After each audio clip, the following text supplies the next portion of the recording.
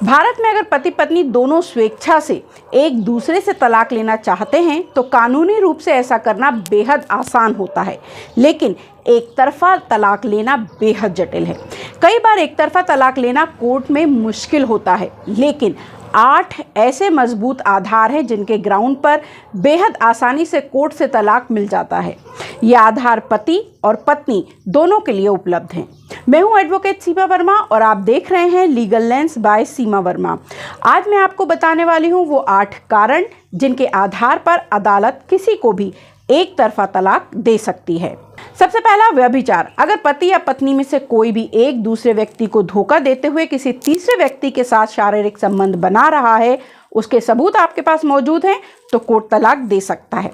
हालांकि पति या पत्नी में से किसी एक व्यक्ति का कोई गहरा दोस्त है, उसके साथ चैटिंग कर रहा है, तो चैटिंग पर व्यभिचार साबित नहीं हो सकता। इसका मजबूत आधार होना चाहिए जिसे कोर्ट में सबूत के तौर पर पेश किया जा सके। दूसरा आधार है हिंसा यानी क्रूएलिटी। एक पार्टनर के तौर पर 2 तरह की हिंसा होती है, पहली शारीरिक और दूसरी मानसिक। अगर पति या पत्नी में से कोई एक शारीरिक या मानसिक हिंसा का दोषी है तो तलाक मिल सकता है। तीसरा आधार है एक दूसरे के साथ नहीं रहना। शादी होने के बाद भी अगर पति या पत्नी 2 साल के लंबे अंतराल के बीत जाने के बाद भी एक दूसरे के साथ नहीं रह रहे हैं तो ये भी एक तरफा तलाक का आधार हो सकता है।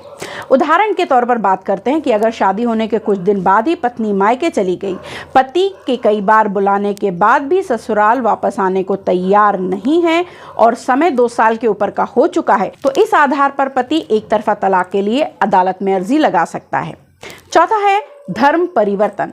अगर पति या पत्नी अलग अलग धर्मों से हैं, शादी करने के वक्त भी दोनों ने अपने धर्म में रहना ही स्वीकार किया है, तो ऐसी स्थिति में शादी के बाद पति या पत्नी में से कोई भी दूसरा पार्टनर धर्म परिवर्तन करने के लिए एक दूसरे को मजबूर नहीं कर सकता।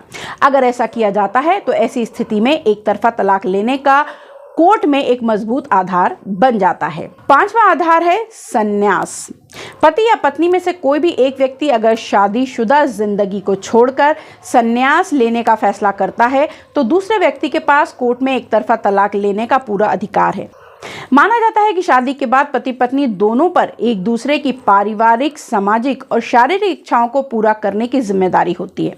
अगर एक व्यक्ति उन सभी जिम्मेदारियों को छोड़कर संन्यास लेने का फैसला कर रहा है तो फिर उस व्यक्ति से तलाक लेने का अधिकार दूसरे व्यक्ति को बन जाता है।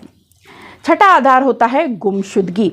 अगर कोई व्यक्ति 7 साल पूरे होने के बाद भी गायब है और दूसरे पार्टनर को ये नहीं पता कि वह व्यक्ति जीवित है या मर चुका है, ऐसी स्थिति में गायब हुए व्यक्ति का दूसरा पार्टनर तलाक लेने के लिए कोर्ट में अर्जी दाखिल कर सकता है।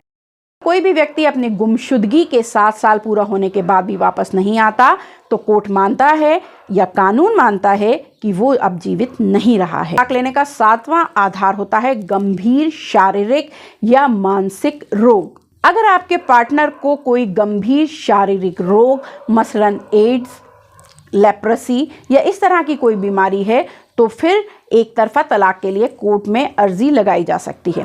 इसके अलावा सिजोफ्रेनिया या और किसी तरह का अन्य गंभीर मानसिक रोग होने की स्थिति में भी एक तरफा तलाक की अर्जी कोर्ट में पेश की जा सकती है। ऐसे मामलों में अक्सर कोर्ट की तरफ से तलाक की अर्जी को स्वीकार कर लिया जाता है।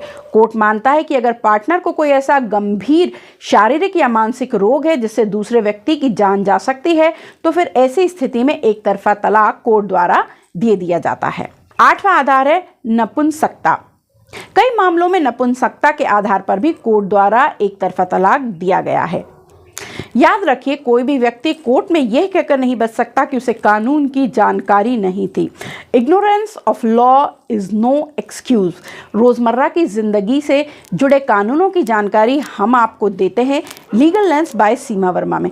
इसलिए फेसबुक पर हमारे चैनल को फॉलो करें, यूट्यूब पर चैनल को सब्सक्राइब करें, वीडियो को लाइक और शेयर करके अपने परिजनों और दोस्तों की भी जानकारी बढ़ाएं। और कानून के किसी भी विषय पर जानकारी चाहते हो तो हमें कमेंट्स बॉक्स में लिख भेजें।